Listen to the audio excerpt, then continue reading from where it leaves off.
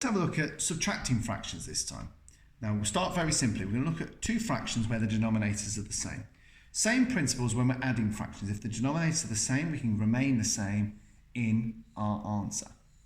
Now it works well for this one because when we look at the numerators, we've got 7 and 5. Now if we subtract the second numerator from the first one, we're going to get a number that's easy to work with. So 7 subtract 5 is 2. I can leave it as 2/10 or I can simplify it further. And this is where we're using our factors and think about our times tables. So in this case, which number would divide both into 2 and 10?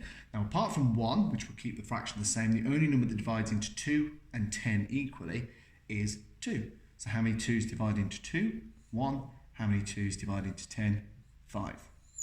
Nice and straightforward. However, what about when we have fractions where the denominators are different? So let's have a look at another example. Let's do 8/10 and we subtract 2/5.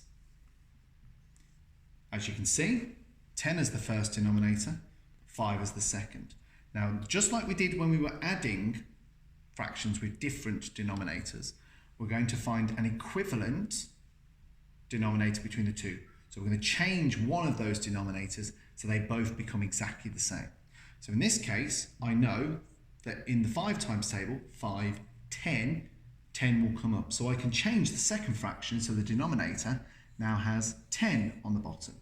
Now we can show this exactly using our times tables knowledge. So we know 5 multiplied by 2 gives us the 10 on the bottom in the second fraction. And whatever we do to the bottom, we do to the top. So 2 multiplied by 2 is 4/10. So now I can do 8/10, take away 4/10. Again, keep the denominator exactly the same in the answer. 10 on the bottom for the denominator, and then I do 8, subtract 4 is 4.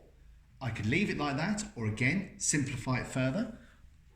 What number do I know equally divides into 4 and 10? Well, the only possibility is 2, because 4 doesn't divide into 10 equally. So I know that there are 2 2's in 4, and there are 5 2's in 10, giving me a final answer of 2/5.